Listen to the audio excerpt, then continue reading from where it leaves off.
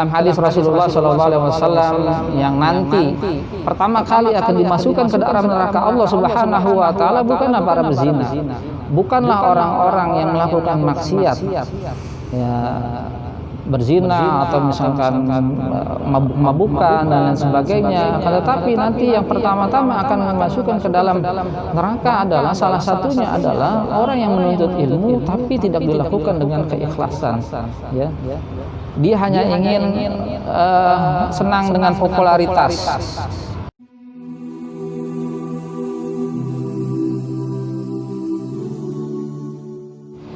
Bismillahirrahmanirrahim. Assalamualaikum warahmatullahi wabarakatuh. Alhamdulillahirabbil alamin. Wassalatu wassalamu ala nabiyyina Muhammadin wa ala alihi wa sahbihi ajmain. Pertama-tama marilah kita senantiasa memanjatkan puji syukur kita pada Allah Subhanahu wa taala. Salawat dan salam semoga senantiasa tercurah pada junjungan kita Nabi Muhammad sallallahu alaihi wa ala alihi wa sahbihi wasallam. Pemirsa yang dirahmati Allah Subhanahu wa taala, pemirsa Syifaul Qulub yang mudah-mudahan mendapatkan rahmat dari Allah Subhanahu wa taala. Di antara hal yang menjadi sarana untuk mendekatkan diri kepada Allah Subhanahu wa taala dan utamanya pada zaman kita pada saat ini ketika kebodohan tersebar adalah dengan menuntut ilmu. Karena dengan menuntut ilmu Allah Subhanahu wa taala akan mengangkat kebodohan yang ada dalam diri kita dan juga akan mengangkat kebodohan pada umat Islam. Pemirsa yang dirahmati Allah Subhanahu wa taala, menuntut ilmu adalah sesuatu yang sangat penting, ya, di mana juga Allah Subhanahu wa taala mewajibkan kepada kita untuk menuntut ilmu. Di dalam ayat yang pertama diturunkan kepada Rasulullah sallallahu alaihi wasallam, Allah Ta'ala berfirman, Iqra bismi rabbikal ladzi khalaq, bacalah dengan nama Tuhanmu yang menciptakan. Allah Subhanahu wa taala memerintahkan kepada Rasulullah sallallahu alaihi wasallam untuk Iqra, ya, membaca, karena Iqra merupakan miftahul ilm, kuncinya ilmu. Iqra, menuntut ilmu ini merupakan suatu sarana dalam mendekatkan diri kepada Allah Subhanahu wa taala. Allah Ta'ala berfirman, innama yakhsyallaha min ibadihi al-ulama. Sesungguhnya yang takut kepada Allah hanyalah para ulama, ya. Yang takut oleh karenanya orang-orang yang takut kepada Allah Subhanahu wa taala hanyalah orang yang memiliki ilmu. Ilmu dapat menyebabkan seseorang takut kepada Allah Subhanahu wa taala, yang dengan takutnya dia akan menjalankan perintah Allah Subhanahu wa taala dan juga akan menjauhi larangan-larangan Allah Subhanahu wa taala. Oleh karenanya menuntut ilmu merupakan satu sarana yang sangat besar nilainya dalam mendekatkan diri kepada Allah Subhanahu wa taala. Dalam menuntut ilmu ada adab, ya, ada usul atau pokok ilmu dan juga ada thariqah, jalan untuk mendapatkan ilmu, sehingga seseorang yang tidak berada pada jalan tersebut maka dia tidak akan mendapatkan ilmu ataupun tidak akan sampai pada tujuan dalam menuntut ilmu tersebut. Ibnu Qayyim al-Jauziyah di dalam salah satu perkataannya beliau menyebutkan bahwa orang yang hendak menuntut ilmu harus mengetahui, ya, tentang tiga hal, tiga aspek. Aspek yang pertama adalah at-thariq, ya, atau jalan atau cara dalam menuntut ilmu. Ketika seseorang bercita-cita untuk menjadi thalabul ilm, seorang penuntut ilmu, maka yang harus pertama kali dia ketahui adalah jalannya. Bagaimana jalan itu akan menyampaikan dia kepada tujuan ilmu tersebut. Ya, sehingga kemudian ketika seseorang tidak berada pada jalannya, maka dia tidak akan sampai kepada tujuannya, artinya dia tidak akan mendapatkan ilmu. Oleh karena pengetahuan yang pertama yang harus diketahui seseorang yang ingin menuntut ilmu adalah jalan yang akan ditempuhnya, ya. Jadi jalan yang akan ditempuhnya yang mana? Ya, kalau misalkan pada zaman dahulu ketika seseorang ingin menuntut ilmu, maka yang harus dia lakukan yang pertama adalah misalkan memilih guru, ya. Kemudian juga mendatangi gurunya tersebut, kemudian belajar nanti, ya, di zaman dahulu ada yang namanya kutab. ya suatu tempat di rumah guru yang kemudian para murid itu bermulazamah dengan gurunya.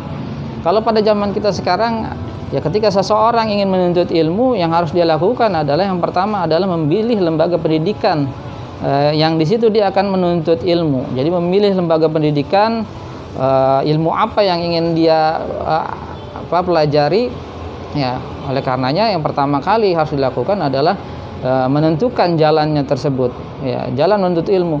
Menuntut ilmu tidak bisa misalkan dengan jalan wangsit, misalkan seseorang itu pergi ke gunung-gunung untuk bertapa dan lain sebagainya, tiba-tiba kemudian mendapatkan ilmu, tidak seperti itu, ya. Jadi jalannya harus benar, ya. Makanya di dalam kitab Ta'limul Muta'alim Thariqat Ta'alum, ya, Syekh Burhanuddin atau Burhanul Islam Al-Jarnuji mengatakan, lima annahum akhta'u tariq wa taraku syara'itahu wa kullaman akhta'a tariq dhalla wa kullaman akhta'a tariq dhalla.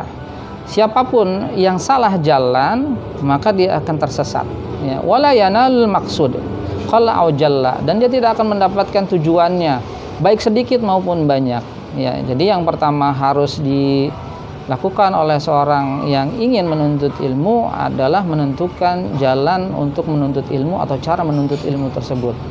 Zaman kita sekarang dengan cara kita mendaftarkan diri, kita memilih-milih lembaga pendidikan yang mana, ya, sekolah yang mana, ma'had yang mana yang ingin kita belajar di dalamnya. Itulah jalan menuntut ilmu. Kemudian yang kedua, ya, yang harus diketahui oleh seseorang yang ingin menuntut ilmu adalah maksud dan tujuan dari menuntut ilmu. Ya, ibaratnya ini seseorang harus mengetahui tujuan akhir dari jalan tersebut. Ketika dia ingin menuntut ilmu, dia melewati suatu jalan, apa yang ingin dia capai, ya. Apa yang ingin dicapai dari kegiatannya menuntut ilmu ini, ya. Ya, ketika misalkan tujuannya adalah tujuan yang diridhoi oleh Allah Subhanahu wa taala, maka Allah Subhanahu wa taala akan mempermudah dirinya untuk mendapatkan ilmu tersebut, ya. Dan insya Allah dia akan sampai kepada maksud dan tujuannya. Dan tujuan dari menuntut ilmu sebagaimana disebutkan dalam kitab Ta'limul Muta'alim, disebutkan adalah al-amalu bihi wan nasr, ya.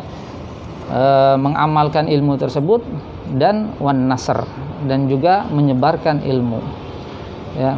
Ilmu, ya, ketika ilmu itu ada yang bermanfaat dan ada yang tidak bermanfaat. Al ilmu hujjatun lana au hujjatun alaina. Ilmu bisa menjadi penolong seseorang nanti pada hari kiamat kelak, ataupun ilmu itu bisa menjadi sebagai suatu beban yang akan membebaninya, memberatinya nanti ketika di yaumil kiamah, ya. Ketika ilmu itu sesuai dengan tujuannya, ketika ilmu itu dicari karena mengharapkan ridho Allah Subhanahu wa taala, ya, maka ilmu ini insya Allah akan menjadi ilmu yang bermanfaat. Oleh karenanya, hal kedua yang harus diketahui oleh seseorang yang menuntut ilmu adalah maksud dan tujuan ia dalam menuntut ilmu. Dan ketiga, hal yang harus diketahui orang yang menuntut ilmu adalah penyakit-penyakit dan halangan apa yang akan merintangi seseorang dalam menuntut ilmu, ya. Karena penyakit-penyakit ini atau halang-halang ini akan menyebabkan, ya, seseorang itu terhalang dari ilmu ataupun terhalang dari manfaat ilmu itu sendiri.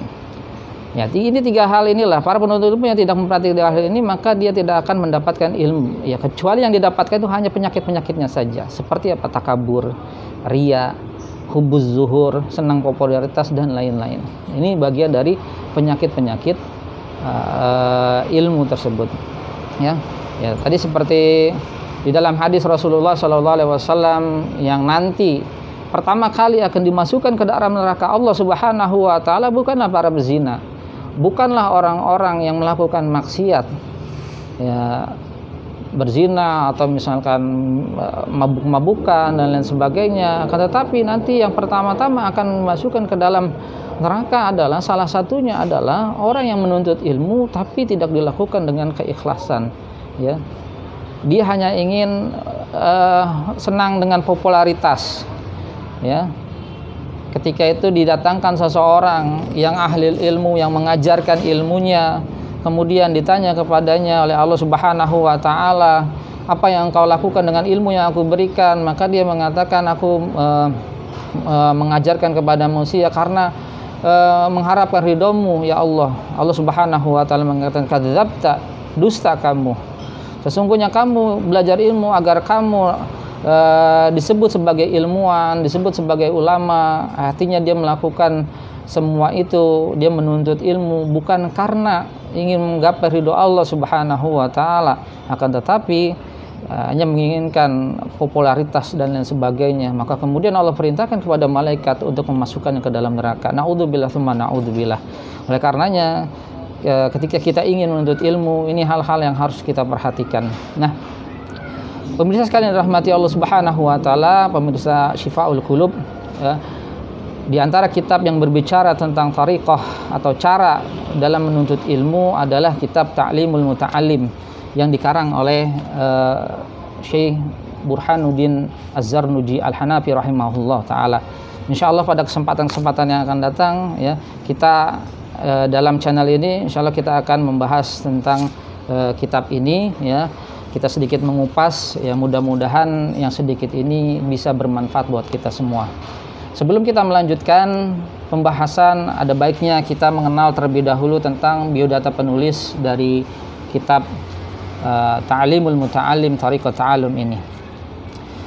Pemirsa yang dirahmati Allah, tidak ada keterangan yang menyebutkan secara pasti nama asli dari Syekh pengarang dari kitab Ta'limul Muta'allim ini, kecuali yang dikenal hanyalah julukannya, yaitu Burhanuddin atau Burhanul Islam Az-Zarnuji ya. Burhanul Islam, Burhanuddin. Jadi beliau adalah ulama mazhab Hanafi yang hidup ya kurang lebih di abad ke-6 Hijriah, abad ke-6 sampai abad ke-7 Hijriah, awal abad ke-7 Hijriah. Biasanya ulama-ulama terdahulu terkenal dengan apa julukannya. Misalkan Al-Imam Al-Ghazali disebut dengan Hujjatul Islam. Nah, di dalam ulama-ulama mazhab, ulama-ulama abad ke-6 Hijriah ini sering dikenal dengan Burhanuddin atau Burhanul Islam ya. Dan ini beliau Burhanuddin atau Burhanul Islam Az-Zarnuji ya. Keterangan lahir dan juga kematian beliau tidak ada riwayat yang secara pasti ya tentang lahir dan kematiannya, hanyalah perkiraan saja ya. Tadi perkiraan lahirnya adalah abad ke-6 Hijriah dan kematiannya adalah awal abad ke-7 Hijriah. Nah, beliau yang jelas beliau berasal dari Az-Zarnuj ya, suatu daerah di daerah Turkistan ya, sekarang mungkin daerah jajahan bekas jajahan Uni Soviet ya, Kazakhstan, Turkistan dan lain sebagainya ya. Ini yang mungkin diketahui. Dan kemudian beliau termasuk ulama mazhab Hanafi pada abad ke-6. Kemudian tidak ada murid-murid yang diketahui sebagai murid beliau. Beliau memiliki banyak murid, akan tetapi kemudian nama-nama dari murid-murid itu mungkin tidak diketahui ya.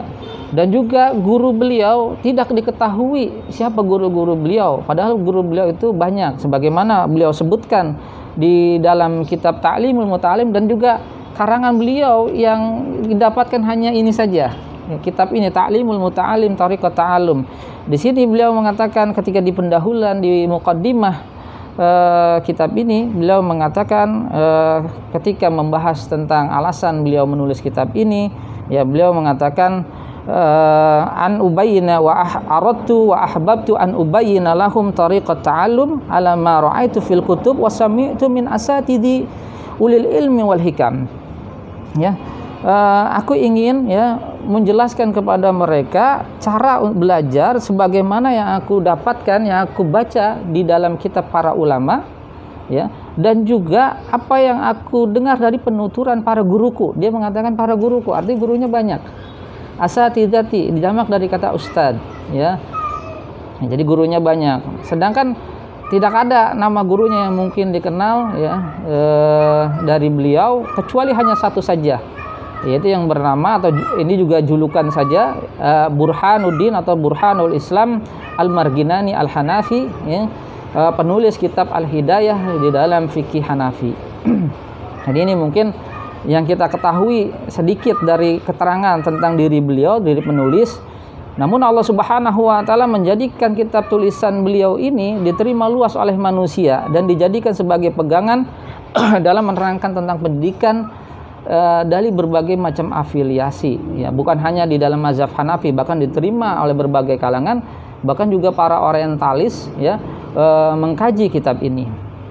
Nah, inilah tentang biodata penulis, ya. Jadi Allah Subhanahu wa taala memberikan kepada umat ini penerimaan terhadap kitab ini, sehingga kitab ini dikaji oleh berbagai macam kalangan dan insya Allah bisa bermanfaat buat kita semua, ya, khususnya bagi pemula, ya, yang ingin belajar atau ingin menuntut ilmu. Pemirsa kan dirahmati Allah Subhanahu wa taala, kemudian kita akan masuk ke dalam muqaddimah atau pendahuluan. Pendahuluan dalam sebuah kitab itu ada dua macam. Yang pertama, ya, disebut dengan muqaddimatul ilm, ya, muqaddimah ilmu. Ya, maka muqaddimatul ilmu ini, ya, muqaddimah ilmu ini isinya menerangkan tentang penjelasan ilmu yang akan dibahas. Misalkan muqaddimah ilmu tajwid, maka berisi tentang definisi tajwid, keutamaan ilmu tajwid, dan lain sebagainya yang terkait dengan ilmu tajwid. Ini disebut dengan muqaddimah ilmu. Dan yang kedua, jenis yang kedua dari muqaddimah sebuah buku adalah disebut dengan muqaddimah kitab, ya, yang isinya berisi tentang penjelasan isi buku, isi kitab tersebut, seperti alasan penulis dalam menulis buku ini, ya, sebagaimana Syekh Az-Zarnuji ini sendiri juga memberikan di dalam pembukaannya, nanti insya Allah kita akan bacakan kenapa beliau menulis buku ini, ya. Kemudian juga metodologi buku, daftar isi buku, apa saja yang ada di dalam buku itu, pasal-pasalnya apa saja. Nah, ini muqaddimah buku. Nah, insya Allah untuk kitab muqaddimah atau pendahuluan dari kitab Ta'limul Muta'alim ini termasuk jenis yang kedua, yaitu muqaddimah kitab. Ya, beliau memulai muqaddimah kitab ini setelah Bismillahirrahmanirrahim. Alhamdulillahilladzi faddala bani Adam bil ilmi wal amali ala jami'il alam. Ya, dimulai dengan bismillah sebagai bentuk tabaruk kepada Allah Subhanahu wa taala untuk melakukan pekerjaan yang ini biasanya mengikuti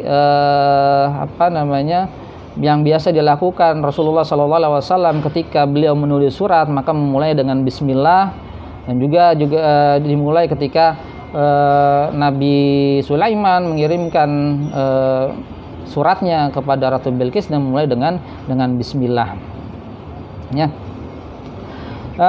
Alhamdulillah, setelah memuji Allah Subhanahu wa taala alladzi faddala bani Adam, yang telah memberikan keutamaan kepada anak keturunan Adam dengan ilmu dan amal. Jadi anak keturunan Adam diberikan kemuliaan di sisi Allah Subhanahu wa taala berupa keutamaan karena dilebihkan dari yang lainnya karena memiliki ilmu dan amal ala jami'il alam, atas seluruh alam, atas seluruh makhluk. Wassalatu wassalamu ala Muhammadin sayyidil Arab wal Ajam, ya. Salawat serta salam kepada Nabi Muhammad sallallahu alaihi wasallam, penghulu orang Arab dan juga Ajam, ya. Wa ala alihi wa ashabihi ya nabiyil ulum wal hikam, ya. Dan juga kepada keluarganya, sahabatnya, ya. Dan beliau yang menjadi sebagai mata air ilmu dan juga hikmah. Wa ba'du, ya. Falamma ra'aitu katsiran min tulabil ilmi fi zamanina, ya. Ketika saya melihat, ya, banyak dari para pelajar, ya, atau penuntut ilmu di zaman kita, artinya di zaman beliau, ya, berarti abad ke-6 Hijriah, yajidduna, ya, telah bersungguh-sungguh ilal ilm, ya, telah bersungguh-sungguh untuk mencari ilmu, wala yasilun, akan tetapi mereka tidak bisa mencapai ilmu tersebut, au min manafihi, ataupun mereka tidak bisa mendapatkan manfaat dari ilmu tersebut, au, ya, wa samaratihi, dan juga buahnya, ya, wahyal amalu bihi wan nashr, ya. Jadi buah dari ilmu adalah mengamalkan ilmu itu dan menyebarkannya, mengajarkannya. Yuhramun, ya, mereka terhalang dari buahnya, tidak mendapatkan buahnya, tidak mendapatkan manfaatnya.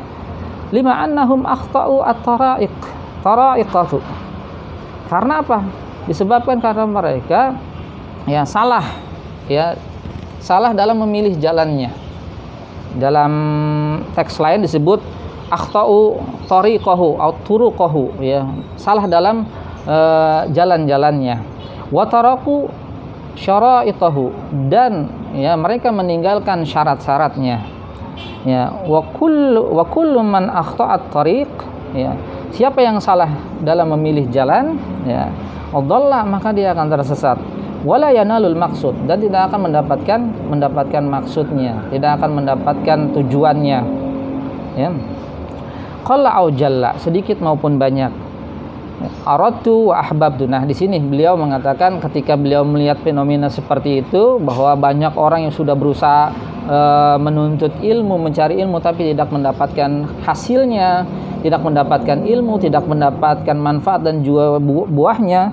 Beliau mengatakan aradtu wa ahbabtu, ya, aku sangat ingin an ubayyina lahum, ya, aku menjelaskan kepada mereka tariqat ta'allum, cara belajar, ya, jalan dalam menuntut ilmu, ala ma ra'aitu fil kutub, sebagaimana yang aku dapatkan, yang aku baca dari kitab para ulama, wa sami'tu min asatidhi, ya, yang aku dan juga apa yang aku dapatkan dari penuturan para ustadku, ulil ilmi wal hikam, yang memiliki ilmu dan hikmah, rajaan ad-du'ai, atau juga dibaca dengan raja ad-du'ai, ya, mengharapkan doa kepadaku, minar raqibina fihi, dari orang-orang yang ikhlas, ya, di dalam mencari ilmu, bil fauz, yang mendapatkan kemenangan, wal khalasi fi yaumiddin, ya, dan juga lulus nanti pada yaumiddin, pada hari kiamat, ba'da mastakhartullah ta'ala fihi,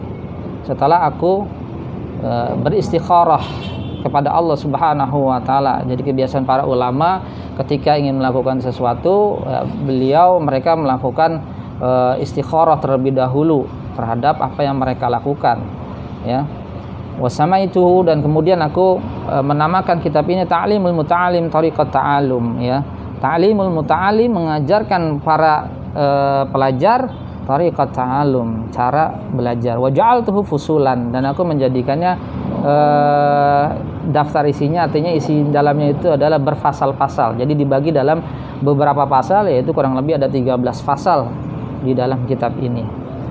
Faslun fi mahayyatil ilm wal fiqh wal fadli. Ya, pasal yang pertama adalah pasal tentang mahiyyatul ilm wal fiqh, ya, tentang pengertian atau hakikat ilmu, fikih, dan juga keutamaannya.